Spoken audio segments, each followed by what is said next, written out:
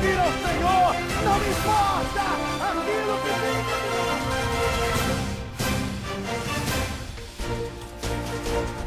É o maior triunfo de Deus para toda a humanidade, porque pela cruz queremos enquadrar nas bênçãos de Deus. Nós precisamos abraçar a Deus como Ele é e amar os seus mandamentos.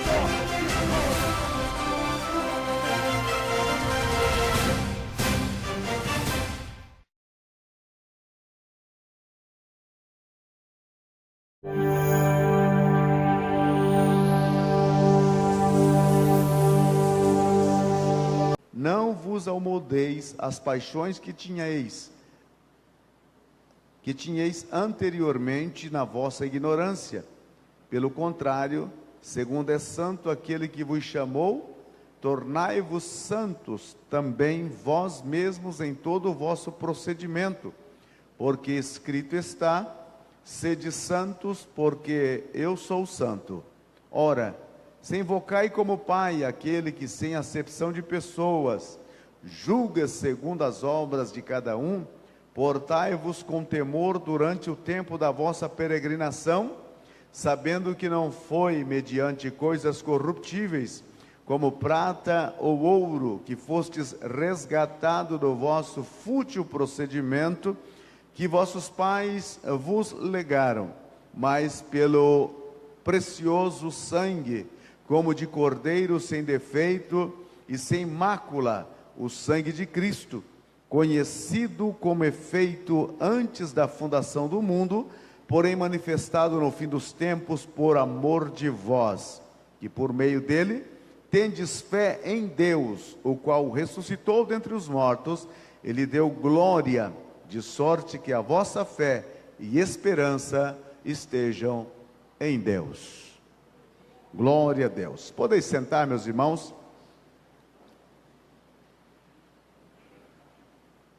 O versículo de número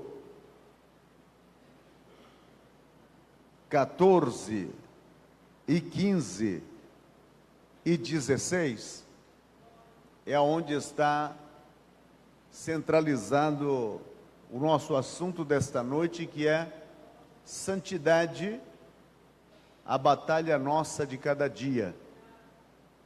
Meus queridos irmãos, antes de entrarmos no assunto propriamente dito, eu preciso fazer alguns esclarecimentos que julgo ser de inteira necessidade.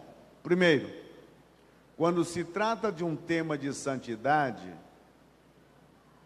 muitas vezes aqueles que estão nos ouvindo pensam que o que está falando não tem problemas de santificação como aqueles que ouvem.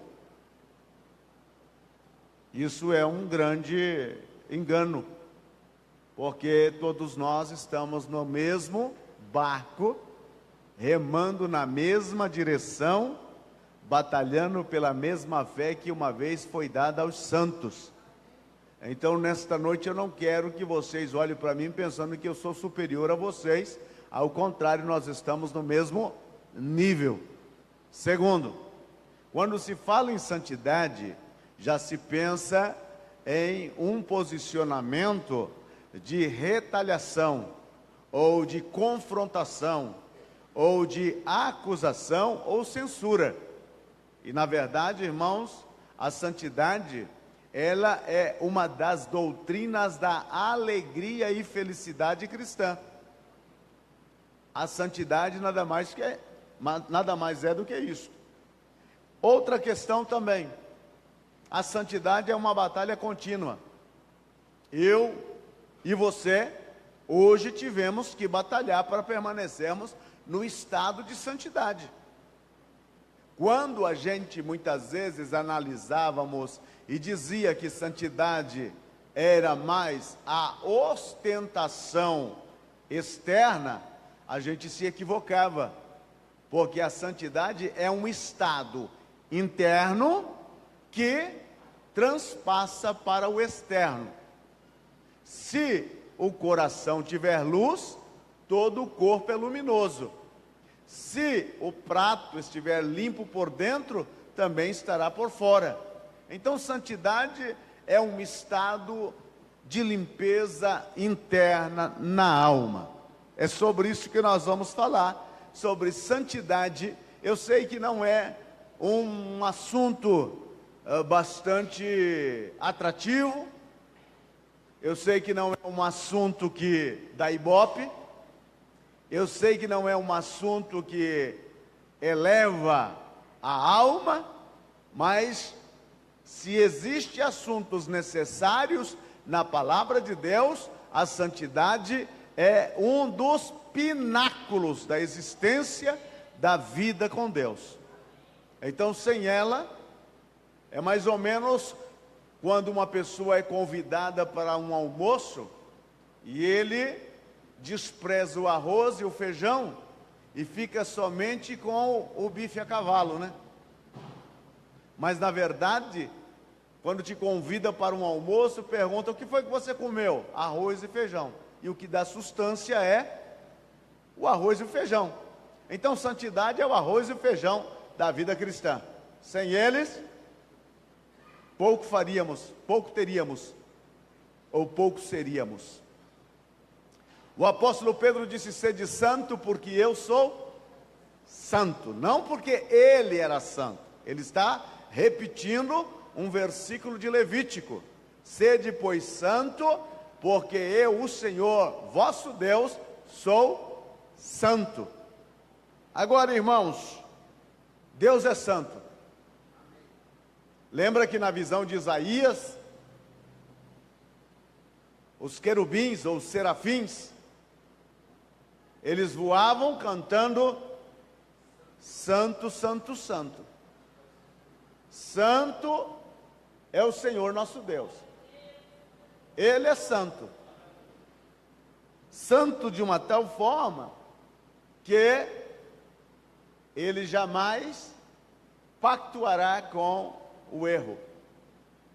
Ele sempre é, ele sempre foi e ele sempre será santo. Deus nunca jamais deixará de ser santo. Agora, esse Deus santo, ele nos chamou das trevas para a luz e nos introduziu a um estado de santidade. Porque a santidade é um estado. Assim como a impureza é um estado, a pecaminosidade é um estado, a morte é um estado, a vida é um estado, a santidade também é um estado. É como cruzar uma fronteira. Você saiu do estado do Rio Grande do Sul e foi para o estado de Santa Catarina. É cruzando um estado para o outro. Saiu do estado de morte e foi para o estado de vida. Saiu do estado de impureza e foi para o estado de santidade. É nesse estado que Deus nos levou, que Deus nos transportou. E a santidade, ela é dividida em 3 aspectos essenciais. Primeiro, a santidade posicional. Qual é a santidade posicional? Em Cristo Jesus, nós somos santos. Ponto final. Essa é a santidade posicional. Agora, existe a santidade progressiva, ou a santidade do diário viver. Que santidade é essa? É o estado em que eu e você estamos permanentemente nos santificando. E existe a santidade plena, ou a santidade total. E qual é essa? Será quando você e eu entrarmos no estado de Deus para sempre, ou no estado perfeito e eterno, quando nós passarmos dessa para melhor. E como a gente não está com muita pressa de passar, então vamos nos santificando aqui cada dia mais, né? Mas o estado perfeito é um estado final nosso. É um estado em que, assim como Deus é, em qualidade, nós estaremos também usufruindo nesse estado. O crente, quando ele recebe a Jesus como Salvador, há um processo extraordinário na vida dele é um processo chamado transformador. Esse processo acontece naquele momento que você recebe a Cristo como seu Salvador pessoal. Todos os seus pecados, pregresso até aquele dia, são completamente perdoados. Até aquele momento da sua aceitação por Cristo, todos os seus pecados foram apagados. E muitas coisas que estavam dentro da sua vida e da minha vida, elas também são tiradas. Elas são aniquiladas. Mas outras coisas permanecerão. Alguns hábitos, alguns costumes e alguns desejos, eles permanecerão. Mas como assim, pastor? Sim, meu irmão. Existem problemas dentro de nós, que nós vamos batalhar contra eles durante toda a nossa peregrinação nessa terra. É uma questão de vida ou morte. Mas por que então Deus, sabendo disso, deixou? É uma boa pergunta. Que quando nós chegarmos no céu, que a gente sentar lá no banco da praça da vida, debaixo da sombra da árvore da vida, a gente perguntar para Ele. É a mesma coisa perguntar, se Deus sabia que Adão ia cair, por que Ele plantou a árvore do conhecimento do bem e do mal ali?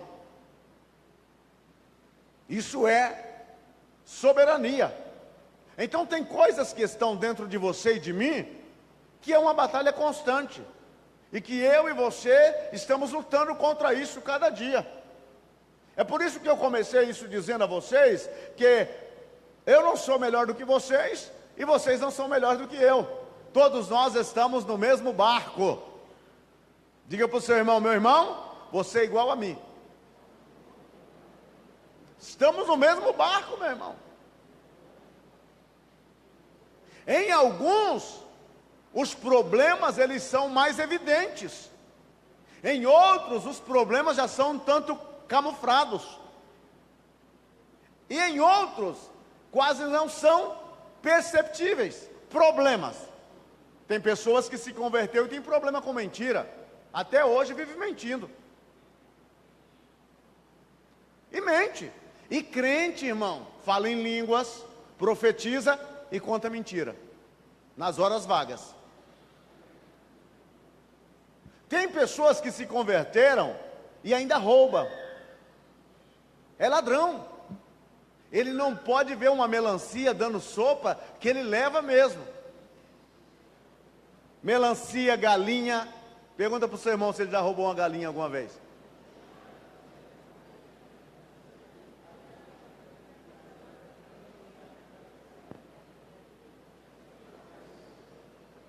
Olha, se você não entrega o dízimo, eu nem vou completar a frase.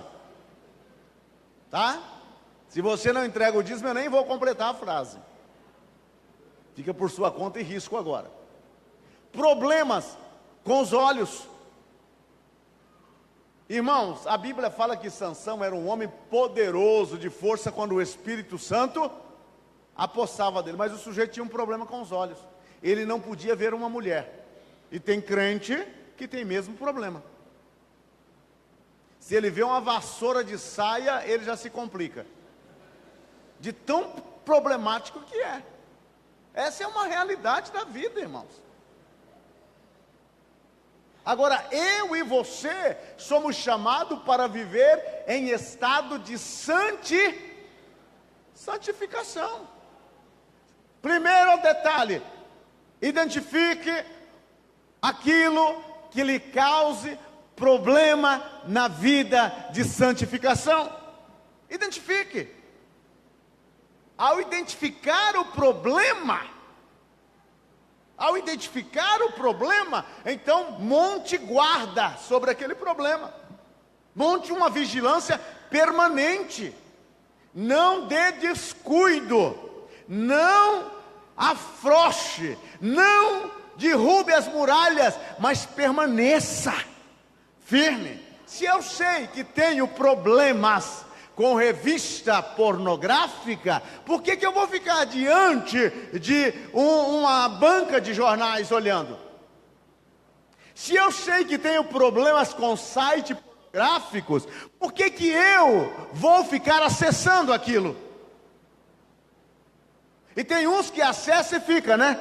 Meu Deus, Jesus.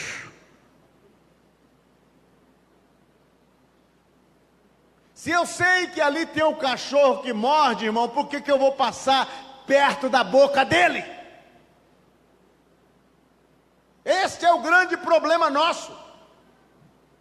A gente ora, a gente jejuma, nem termina direito o jejum, a gente já cai no pecado ali fora.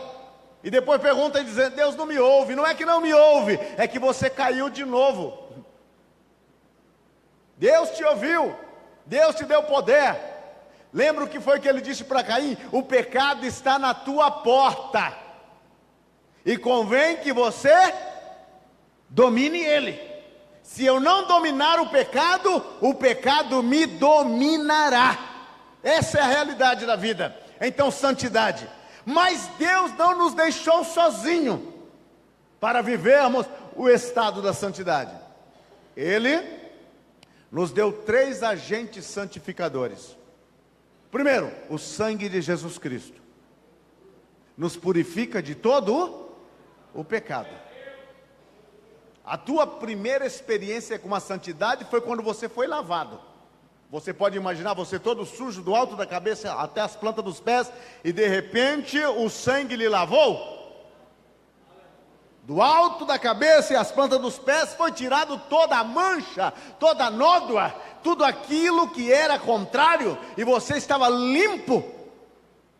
Esta foi a primeira experiência sua com o estado da santidade. Você foi purificado. Segundo agente santificador, a palavra de Deus, a Bíblia Sagrada. Quanto mais você ler a Bíblia, mais parecido com o livro você estará. Quanto mais você se apegar à Bíblia, mais santificado você ficará. Por quê? Porque ela tem um poder de retirar o mal de nós e introduzir o bem. Retirar as coisas erradas e introduzir as coisas certas. Ela é o único agente que tem por objetivo mudar os nossos valores, mudar os nossos conceitos e transformar a nossa mente para uma mente que venha agradar e se apegar às coisas de Deus. É por isso que ela sofre tanto maltrato. É por isso que ela é perseguida. É por isso que hoje a sociedade, um dos objetivos dela é eliminar a Bíblia. Dizem que é um livro homofóbico, arcaico, antiquado, sem sentido. Dizem que foi escrito por homem, e foi mesmo. Claro que foi. Ela foi escrita por homem. A Bíblia diz que homens santos, inspirado pelo Espírito Santo, escreveu. Mas nenhum livro tem o código de ética que ela tem. Nenhum livro tem os valores que ela apresenta. Se eu e você queremos ter um bem viver, abraçamos a Bíblia como a palavra de Deus e vivamos ela cada dia. Cada dia.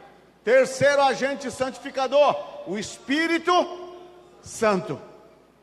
Ele é o terceiro agente santificador. Irmãos, Paulo escrevendo a Efésios, ele disse: não apagueis o Espírito Santo. O que é apagar o Espírito Santo? É sufocar a sua voz.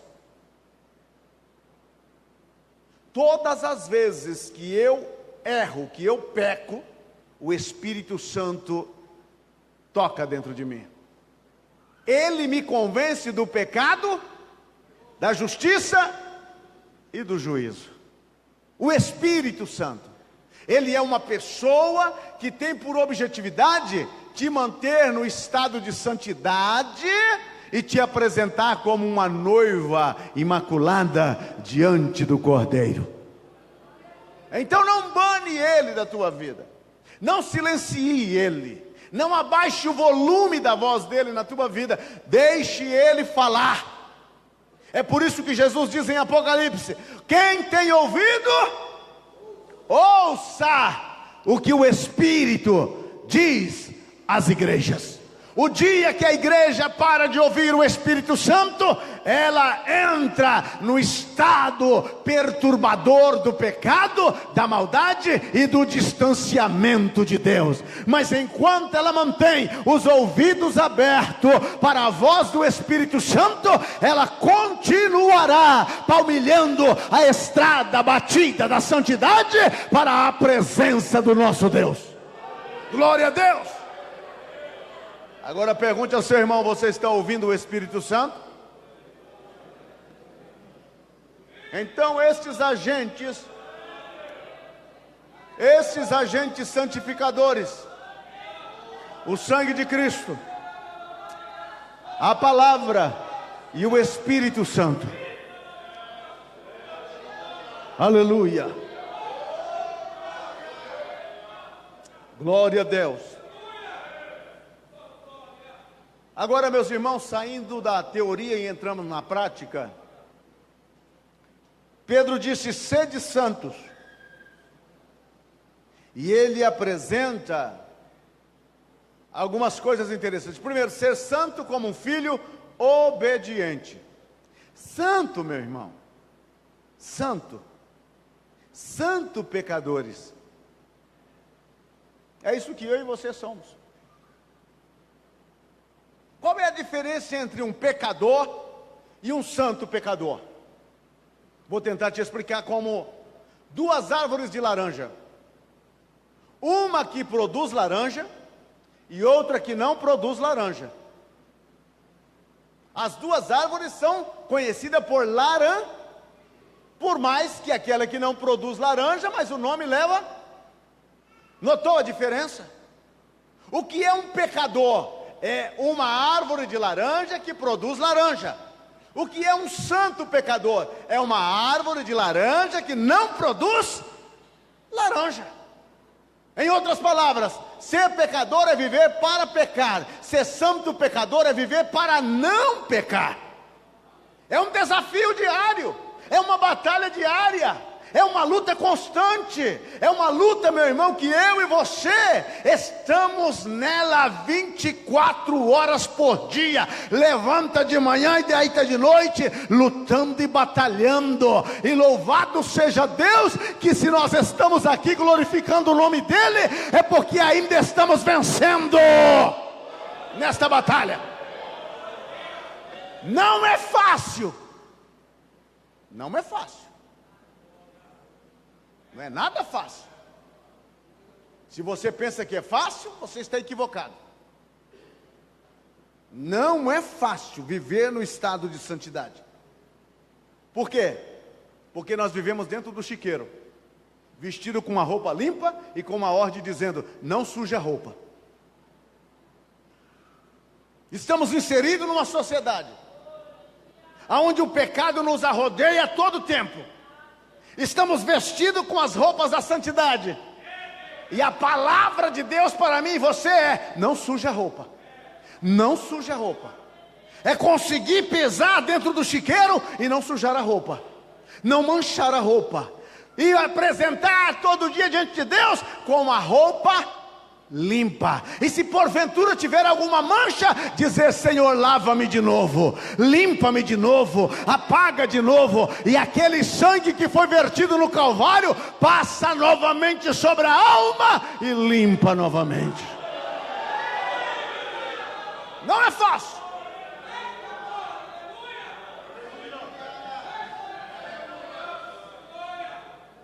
Esse cristianismo que aí está instalado no nosso país de norte a sul não tem nada a ver com o cristianismo da Bíblia. Antigamente a gente dizia, procure uma igreja mais próxima da sua casa. Hoje nós dizemos, procure uma igreja mais próxima da Bíblia. Porque esse cristianismo que aí está, sem compromisso, sem vida, em que o camarada vem, acende uma vela para Jesus e volta ali para fumar um cachimbo para Satanás, isso não é cristianismo. Esse negócio de que a pessoa entra na corrente de não sei das quantas e sai dali para encontrar com um amante no motel, isso não é cristianismo. Cristianismo que a pessoa sai do lugar de adoração para entrar na primeira boate, para embebedar-se, isso não é cristianismo. A vida cristã é um compromisso firmado entre o crente e o seu Jesus para viver no estado de santidade cada dia. Aleluia. Não é fácil, meu irmão. Não é fácil.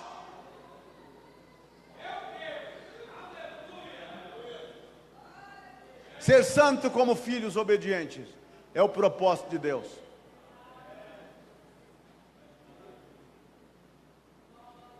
Ser santo para não viver como antes. O próprio Pedro usa aqui a metáfora da porca lavada, que voltou ao barreiro, e o perro, e o cachorro, que voltou ao vômito. O que ele está dizendo?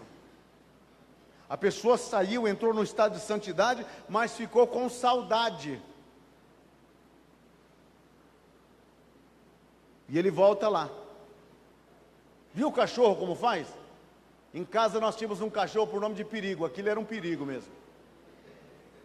Um vira-lata.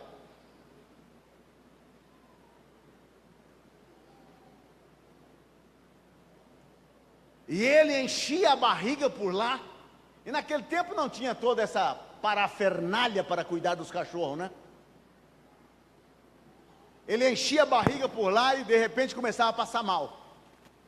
Aí ele encontrava uma grama e comia a grama, e depois de comer a grama, eu não sei que efeito fazia no estômago dele, ele soltava o que tinha. Dava aquela aliviada, ficava feliz de novo, mas dentro de um tempo ele lembrava e ele voltava lá. Assim é o estado daqueles que voltam à vida de pecado. É como o cachorro que voltou ao vômito.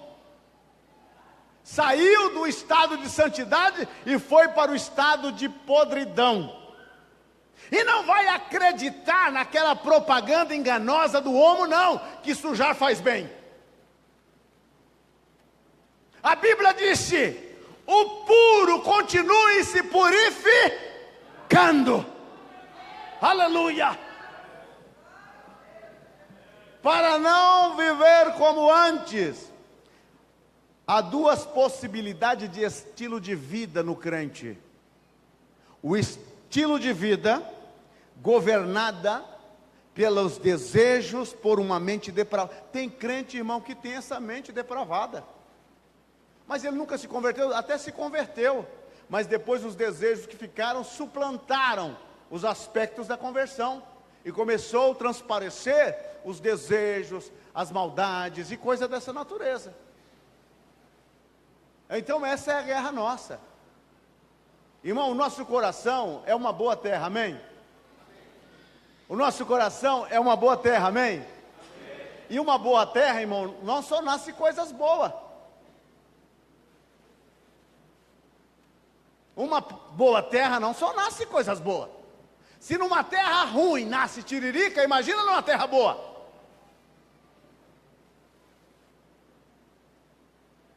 Se numa terra que não recebe adubo, tem espinheiro, tem tanta coisa, imagine numa terra adubada, preparada.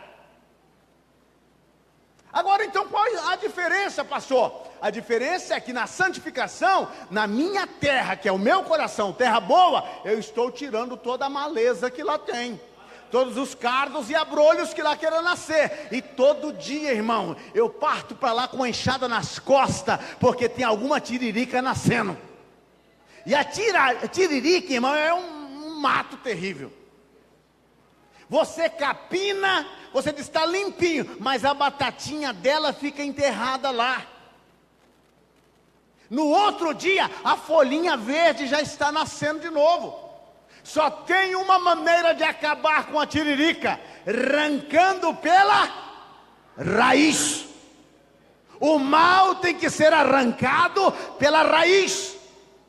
Se eu tenho problemas no meu coração, eu tenho que fazer essa cirurgia, e tenho que fazer sem anestesia, e no sangue vivo, e gritando e dizendo: eu abro mão do pecado. Diga comigo: Senhor, eu abro mão de todo o mal, de toda a semente do mal que queira germinar no meu coração. Aleluia. Não viver como antigamente.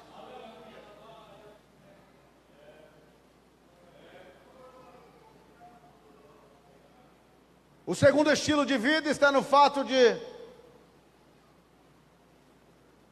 a santidade que transforma todos os aspectos de nossas vidas. O que é viver a santidade? Eu estou vivendo, eu descubro que o que eu estou praticando aqui é errado. O que eu vou fazer? Pedir perdão e eliminar aquilo. Eliminar aquilo. Amanhã eu descobri outra, irmão, porque problema não falta para você descobrir, basta começar a procurar. E quanto mais próximo da luz você estiver, mais inseto você vê.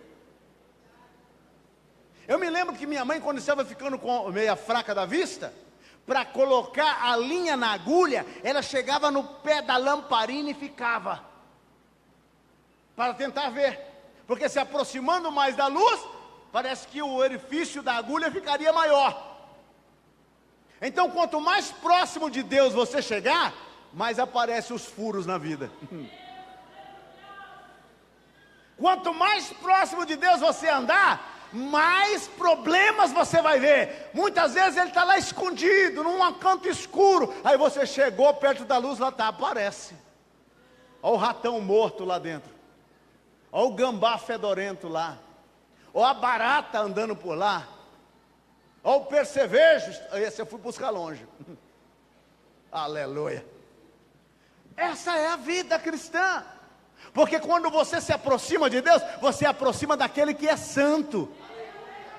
Você estando longe, alguns pecados não se vê. É como um farol guiando à noite. Você tem o limite da luz aonde você enxerga. Mas quando você vai se aproximando, você vai vendo os problemas, as dificuldades. A santificação, o andar próximo de Deus é assim. Ah, então, pastor, eu prefiro ficar longe. Eu prefiro ficar longe. Agora, se você prefere ficar longe, é mais fácil se perder na escuridão do que se encontrar na luz. Então é melhor andar mais próximo. Interessante, irmão, que com todas as nossas falhas, com todos os nossos problemas, Deus ainda nos chama para andar próximo dele. Ele sabe de todos os animais peçonhentos que estão escondidos na nossa vida. E mesmo assim ele disse: anda aqui perto de mim. Foi o que ele disse para Abraão: anda na minha presença e ser perfeito. Ele quer que eu ande perto dele. Agora eu vou dizer uma coisa, irmão. Quando eu começo a andar perto de Deus, me dá vergonha das coisas erradas que eu tenho guardado dentro de mim. Aí então eu começo a me desfazer da bagagem. Ó, vou soltando. É como um pobre em festa de rico. É como você ir descalço na festa de bacana. Você fica querendo esconder os pés. Ou então com aquele sapato rasgado. Falar em sapato rasgado, aleluia. Eu estava em Sorocaba, na igreja do pastor Taconde, na igreja do Evangelho Quadrangular, e eu tinha um par de botas. Aquele par de botas nós já tínhamos dado uma volta até na Arábia. E o par de botas, meu irmão, criou 2 olhos imensos na sola. Eu vinha para o culto na igreja para ser o primeiro para chegar. Dobrava o meu joelho, orava e já sentava. Antes de qualquer irmão, para que ninguém visse aqueles 2 olhos grandes. Eu tinha vergonha.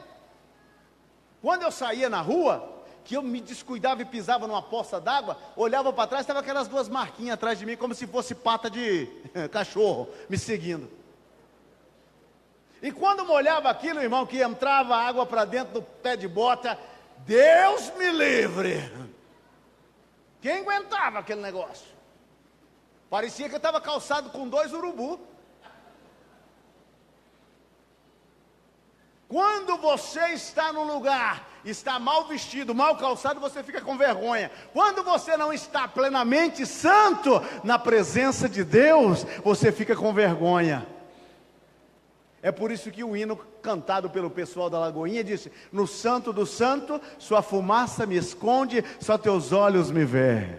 Debaixo das suas asas é o meu abrigo, meu lugar secreto. Aleluia!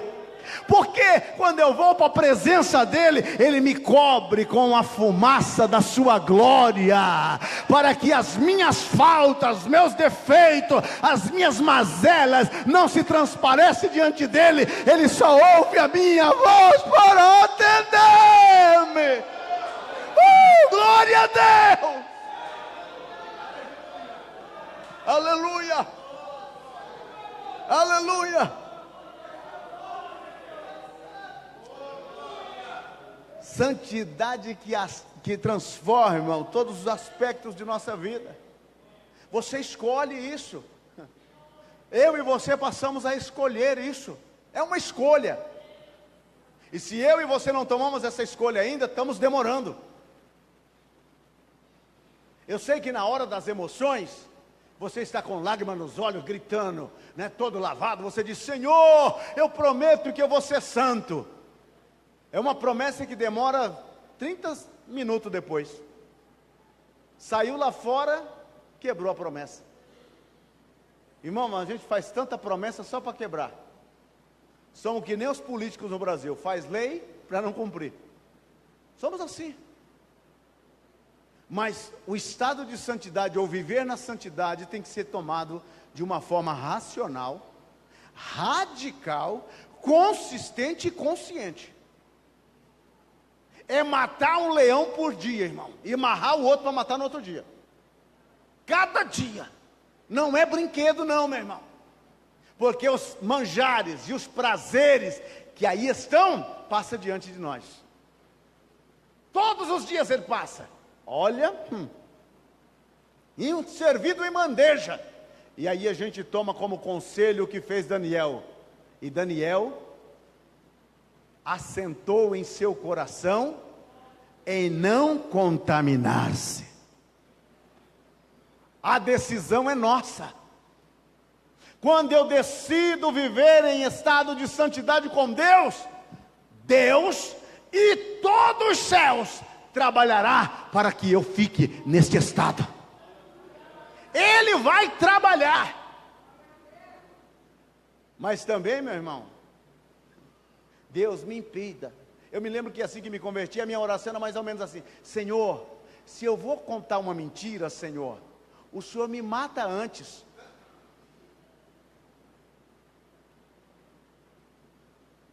Isso era a minha oração. Eu tinha um problema sério com mentira, irmão. Mas eu mentia assim de graça. E depois de crente também. Nós estávamos em Nazareno, em Minas Gerais. E estava trabalhando, evangelizando na cidade de Nazareno. Estava na igreja Filadélfia do pastor Geraldo, um holandês. E ele tinha uma Bíblia. Lembra daquelas Bíblias grossas que tinha concordância e dicionário? E ela estava por lá. E a minha Bíblia não tinha nada dessas coisas. Eu simplesmente me apossei da Bíblia. Me apossei da Bíblia. E o meu líder me perguntou para mim e disse: irmão Aparecido, o senhor comprou essa Bíblia? Não, o pastor Geraldo me deu. E eu tinha pedido para Deus que se eu mentisse, Ele me matasse.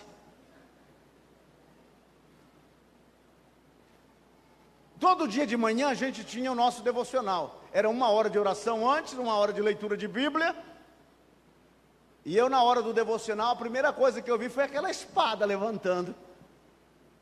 Eu falei, Senhor, eu falei brincando, o Senhor leva muito sério as coisas. Falei, Senhor, se o Senhor deixar eu escapar dessa, eu prometo que eu vou confessar o meu pecado.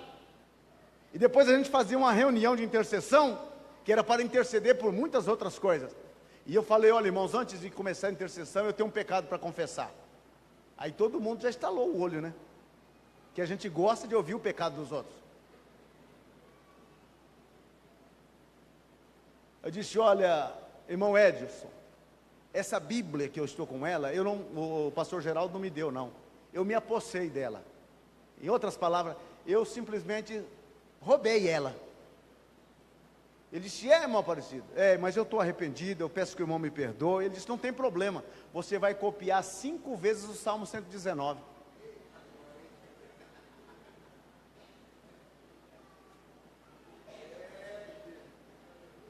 Mesmo sem aparência, o pecado tem consequência.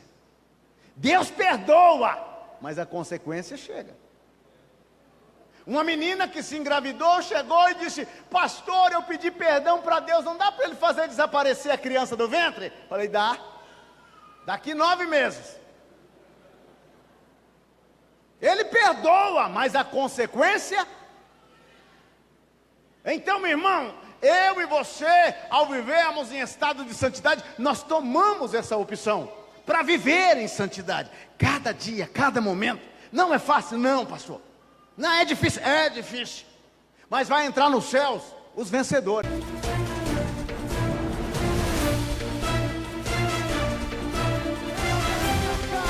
Vamos servir ao Senhor, não importa aquilo que tem.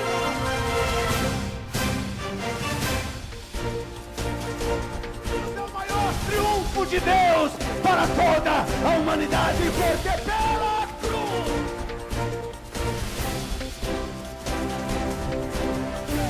queremos enquadrar nas bênçãos de Deus. Nós precisamos abraçar a Deus como Ele é e amar os seus mandamentos.